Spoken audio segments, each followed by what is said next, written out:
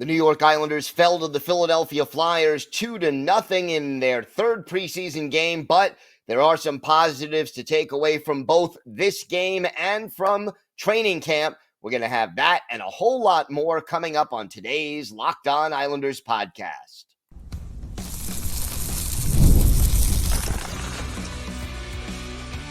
Your Locked On Islanders, your daily podcast on the New York Islanders. Part of the Locked On Podcast Network, your team every day. Welcome, everybody, to the Friday edition of the Locked On Islanders podcast, part of the Locked On Podcast Network, your team every day. I want to thank everyone who makes Locked On Islanders your first listen every day. Don't forget to subscribe on YouTube or wherever you get your podcasts so you get new episodes as soon as they drop. Today's episode is brought to you by FanDuel. Place your first $5 bet, and you'll get started with $200 in bonus bets guaranteed. Visit FanDuel.com to get started. We have got a lot to discuss on today's show, but first, if there's something Islanders related on your mind, if you have a question, a comment, maybe a topic you'd like us to discuss on a future episode, send us an email to lockedonislanders@gmail.com. And if you leave your first name and where you're from, we're happy to mention you on the show when we discuss whatever's on your mind. You could also follow the show on X at Locked On Isles, and you could follow me, Gil Martin, on X at Ice Wars, NYR, VSNYI. We'll keep you up to date on all things Islanders all year long, and it's great to talk a little Islanders hockey with you, game time or anytime. And hey, don't forget, I'm live tweeting during nearly every Islanders home and road game. So the Islanders fall to the Flyers 2-0 on Thursday night. And again, it's preseason.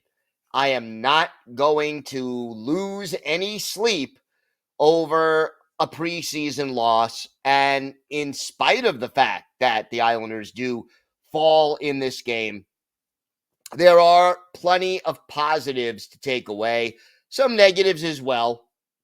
And let's start with the obvious. The New York Islanders had 37 shots on goal in this game and failed to score.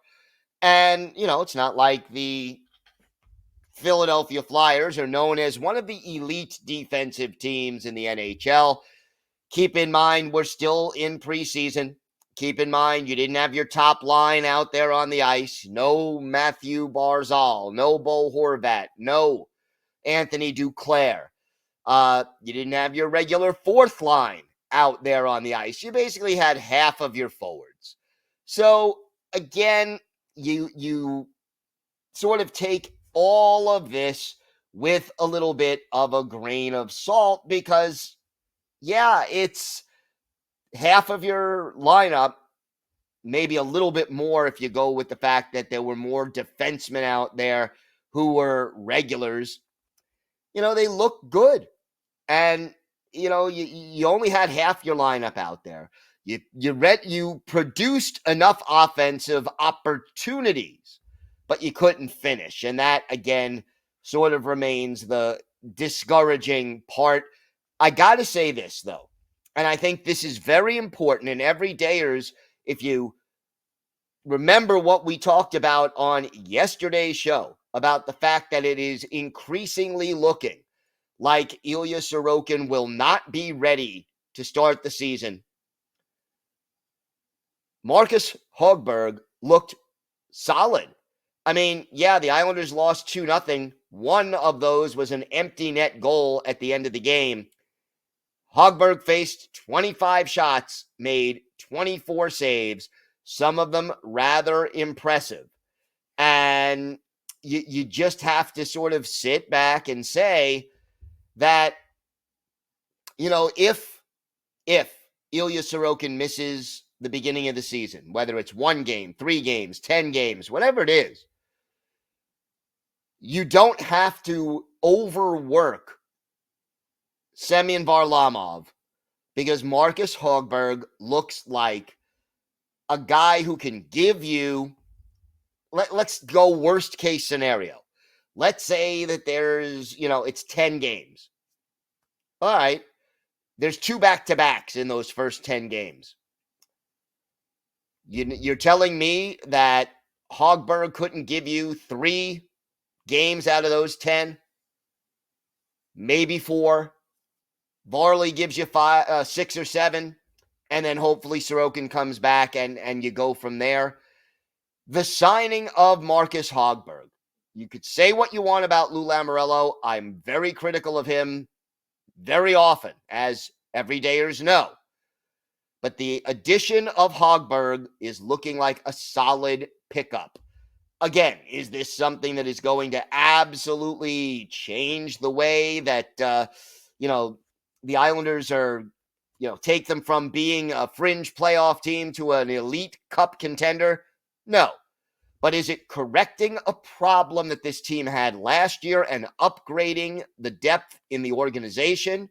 And now that we're dealing with an injury to Ilya Sorokin, could this come into play as early as game 1 this year, where Hogberg may have to serve as your backup? Yeah, so good pickup. Hogberg looked really solid, and I'm happy to see what he was able to do. The other thing that I really liked out there, Maxim Tsyplakov. 4 shots on goal in 16 minutes and 13 seconds of ice time. And again, he was physical at times. He saw a little more than a minute on the power play. Yeah, he was a -1. And I'm not going to say that, Tsyplakov is ready to be a 30-goal scorer in the NHL like he was a year ago in the KHL. But at the same time, I think the kid has just showed that he belongs in the NHL. And, he's played now in 2 preseason games. And in, both games, you could tell this kid is not in need of major, he doesn't have to go down to the AHL and adjust to the North American game there. He can come up and do the job, whether he's going to be top 6 to start the season or you start him on the 3rd or 4th line in order to help him adjust and give him a little more confidence. That's all well and good. That's a decision that Patrick Waugh will have to make. But I am growing more confident with each passing game I see him play that this was a solid pickup who, again, may not be a difference maker, especially in the first half of the season, but is a guy who can definitely help this team this year. And, you talk about the trade deadline, you want to add a guy who can give the team a little juice down the stretch. If Tsyplakov needs, let's say, 25, 30 games, 40 games even, to fully adjust to the NHL, and he's a better player in February, March, April than he was in October, November, December, that's not quite a new addition, but it's almost like a new addition to the roster. I like what I saw from him, and I'll take it. Again, no one on the Islanders had any points. I think the other thing that I like, the second line, the Brock Nelson line with Kyle Palmieri, and again, Simon Holmstrom, I think they had some solid moments. Palms had 5 shots on goal in this game. Now, are there still some issues? Yeah. Pierre Engvall was out killing penalties and on the power play. He was a -2, did not record a shot on goal. Still shaky with Engvall as far as, he was muscled off the puck with one particularly good scoring chance out there. So that was a little bit discouraging. But again, nobody defensively just stood out as, oh my gosh, this guy just had a horrible, horrible game. And, the concern, and maybe it's a minor concern, again, considering that only half of your 4 lines were NHL caliber guys. But the concern again is you put in all these shots on goal, 37. Nobody is able to finish. And look, no disrespect to Samuel Ersson. He's a competent goalie, but is he an all-star? No. Is he elite? No. Is he somebody you should be able to score on in 37 shots on most nights? Yes. So, again, that's the minor concern. And what we've seen in the last two games, and if you're gonna look at sort of the negatives, it's sort of been the deja vu effect, and that's something that you don't want to see. You saw them blow a late lead against the Rangers, and now you saw them have plenty of shots, but no goals. Lots of chances, but no finishing. These are sort of the same old Islanders that the things you were hoping they would improve upon. Again, I'm not that worried. It's preseason. In 2 weeks, less than 2 weeks, not only will you not remember what happened in these games, it won't count at all.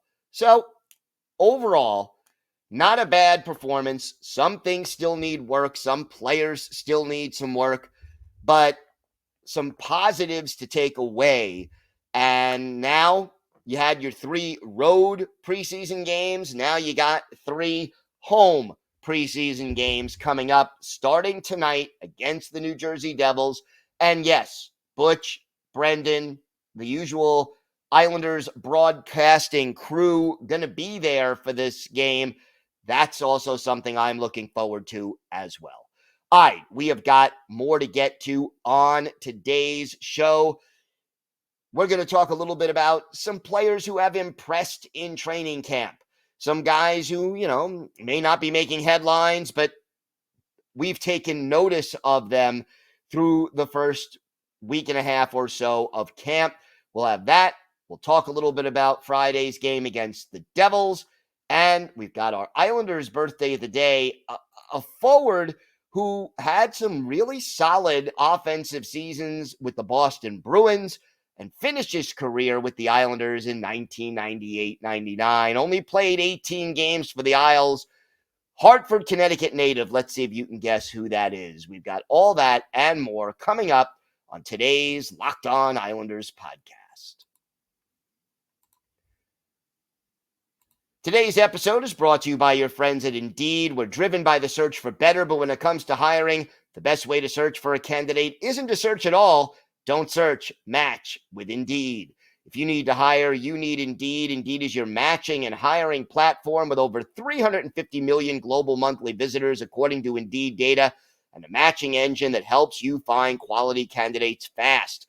Ditch the busy work. Use Indeed for scheduling, screening, and messaging so you can connect with quality candidates faster. Join more than 3.5 million businesses worldwide that use Indeed to hire great talent fast.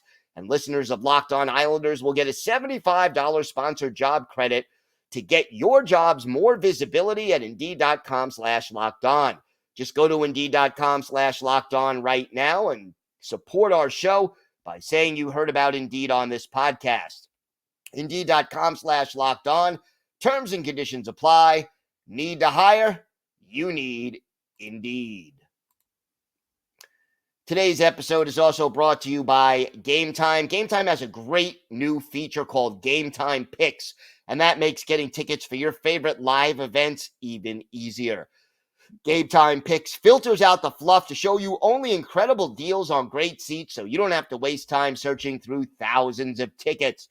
My favorite feature on Game Time remains the view from your seat. I love this. You go on the app, and before you purchase the tickets, you can see a panoramic view from your seat so you know exactly what to expect when you arrive. Take the guesswork out of buying tickets with Game Time. Download the Game Time app, create an account, and use code LOCKEDONNHL for $20 off your first purchase. Terms apply. Again, create an account and redeem code LOCKEDONNHL for $20 off. Download Game Time today. What time is it? Game Time. So, training camp so far. And, we're more than a week, almost 2 weeks in, and it's been great to see. that hockey is back and the Islanders are back. And look, let's start at the top. I think this is the obvious. Anthony Duclair has been as advertised. And yeah, it's been one preseason game. Again, limited amounts of things you can tell.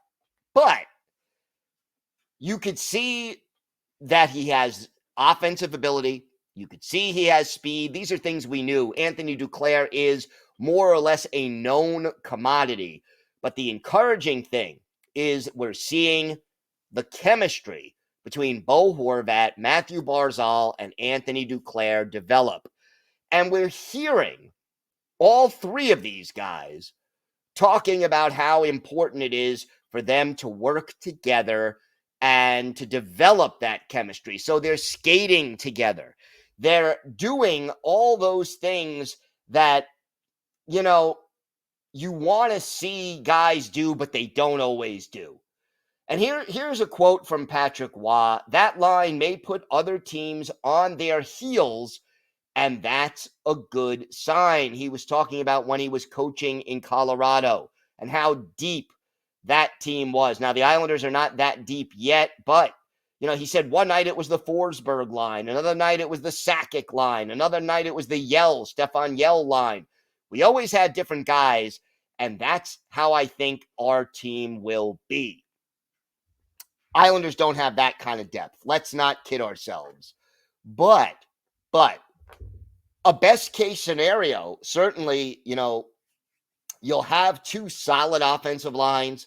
And then if J.G. Pageau and Anders Lee can bounce back just a little bit, and if Tsyplakov can provide you a little bit more offense, this team could score some more goals. So it's been good to see the top line and Anthony Duclair coming in and just, doing things that show they care, show they're working hard, and show they have the potential to take their game to another level. And the same way we saw Matthew Barzal and Bo Horvat benefit from having each other. I think the addition of Anthony Duclair will benefit all three of these guys, and hopefully we will see the results on the ice over the course of the season. So far, I think Simon Holmstrom has looked a little bit better. I still am not sold on him as a top six winger. I think the skills are there. The confidence may not be. And I think his style of play doesn't necessarily make him as effective as he could be. But I think his game has improved a little bit since the end of last year. Patrick Waugh said they need to see effort from him and, consistent effort. Let's see if he can provide it, because I'll tell you right now, if he doesn't, he's not going to see the ice regularly with Patrick Waugh. Down the stretch, we saw a lot less of Simon Holmstrom because Waugh felt that the effort wasn't there. We're going to need to see that effort, not just in one or two preseason games and not just in a week of training camp. There's 82 games out there. And while every player will have the odd game where they don't play their best and struggle, at the same time, you need to see consistent production and effort from Simon Holmstrom. I like what I've seen. I like what I've seen from Julien Gauthier. And the problem is, I liked what I saw from Julien Gauthier in training camp last year. And again, he sort of got off to a good start. And we were all excited. And by the end of November, he was out of the lineup more than he was in the lineup. And he was eventually back down at Bridgeport. I think Gauthier's speed adds something to the lineup. And, he might make a nice addition to the fourth line if he can continue to play well. But he's got to bring it. And again, he can't afford to tail off like he has in the recent past. So, again, you want to see more from Gauthier.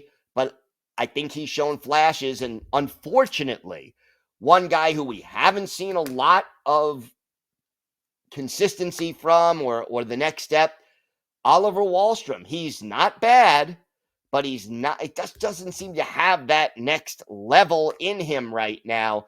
And that's what the Islanders need to see.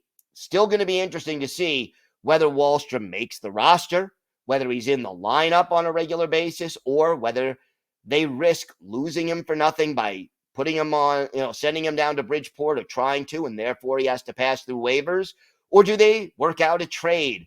Still up in the air with Wally, but we're going to see. All right, we've got a few more players to discuss as far as the players who have looked good in training camp. We'll talk a little bit about the upcoming game against the New Jersey Devils tonight. First home game for the Islanders in the preseason.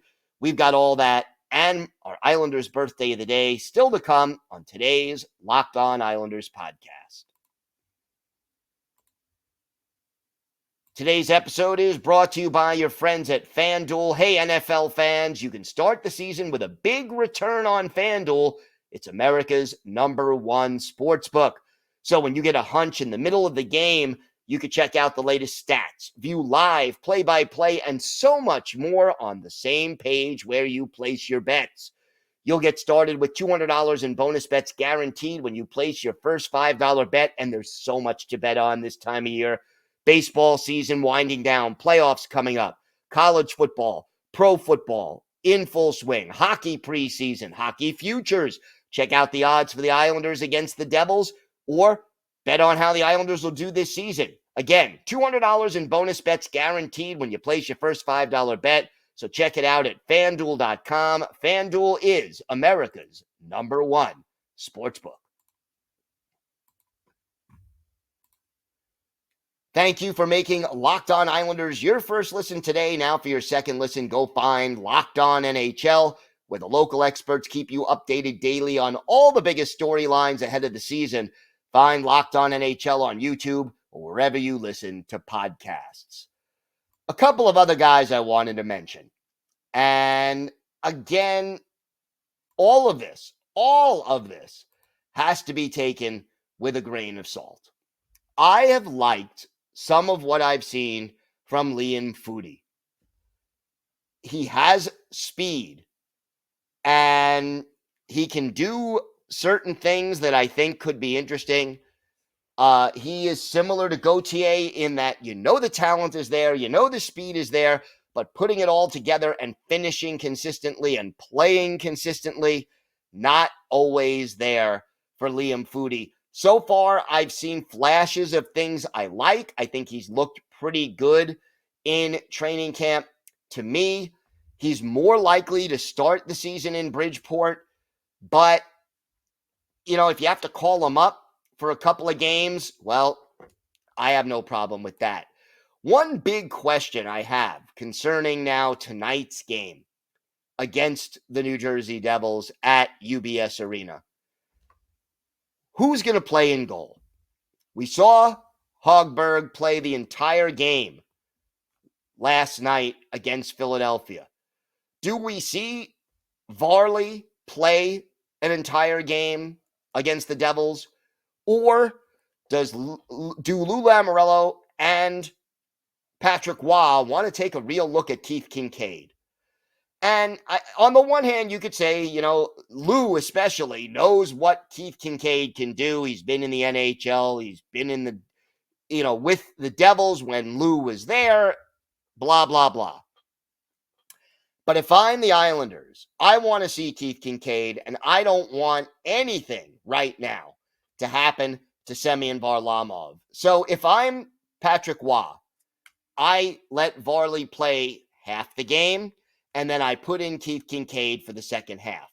Will they do that? Well, that remains to be seen, but I want to see it happen at some point. You got 3 preseason games left. Keith Kincaid should play at least a period, preferably half a game, just to show you what he could do. He's on the PTO. the way Hogberg is playing, I don't know if they have room for Keith Kincaid. Maybe he'll sign with Bridgeport, maybe not. But, we didn't need to see more of Jakub Skarek. I don't think the Islanders have him in their plans to play in the NHL right now this year. But, I would like to get at least a brief look, a period or more, preferably half a game, of Keith Kincaid. And again, remember, it's preseason. And it doesn't matter who wins these games. And as far as the Devils go, one thing to keep in mind ahead of tonight's game, and I'm not going to do a full preview because you don't know, who's playing and who's not. But the Devils open up the season earlier than the Islanders. They're going to open up the season in Europe this year against Buffalo. They're preparing. This is almost like, one of their last preparations for a game that counts. They're on a different timetable than the Islanders. We may see more of their regular players on the ice than the Islanders have, and I don't have a problem with that. One other thing I want to see, by the way, from the New York Islanders before the preseason is over, and yeah, I want to see this. Can this team finally figure out how to deal with what to do when the opposing team pulls their goalie? Can we solidify, like Patrick Waugh admitted, hey, we haven't practiced that yet. And I still think that's a step up because a year ago, the Islanders hadn't practiced the power play and the penalty kill, and it did come back to hurt them over the course of the season. But you still got, 12 days or so before, maybe 13, before the season starts. Can we please start figuring out how to best handle a 5-on-6 situation where the other team pulls their goalie? It's important, and the Islanders need to figure it out. All right, time now for our Islanders birthday of the day. And, basically, Thursday was the 57th birthday of former Islanders forward Craig Janney, the Hartford, Connecticut native, a first-round pick by the Bruins back in 1986, 13th overall, spent 2 years at Boston College and made his NHL debut with the Bruins late in the 87-88 season. Later played for St. Louis, San Jose, Winnipeg, the Coyotes, the Lightning, and then finished his career playing 18 games for the Islanders at the end of the 1998-99 season. Had a goal and 5 points, 4 penalty minutes in those 18 games.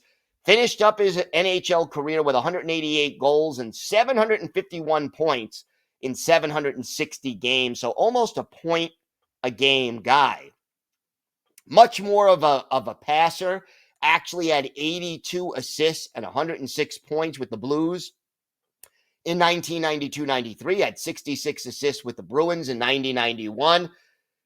Working with Cam Neely, working with Brett Hull, he was capable of setting guys up throughout the course of his career more than he was of scoring goals. Had 24 goals and 110 points in 120 playoff games. His best game with the Islanders, February 4th, 1999. Islanders visiting the Boston Bruins at the Fleet Center.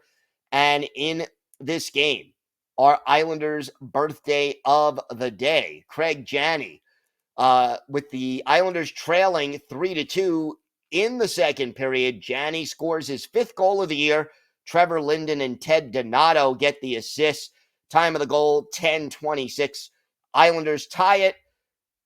It goes to the third period, even at 4 apiece. And then Mark Lawrence pots the game winner. But the Islanders go on to beat the Bruins by a score of 5-4.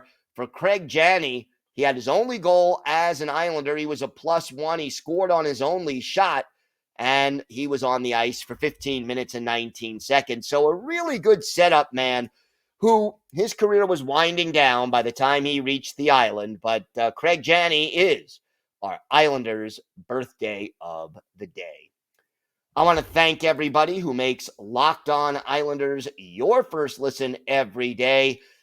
We'll be back Monday to discuss the Islanders game against the New Jersey Devils and to preview Monday night's game against the Philadelphia Flyers. So make sure you join us for that. And we'll also have any updates on Ilya Sorokin, any other injury updates, and updates from training camp.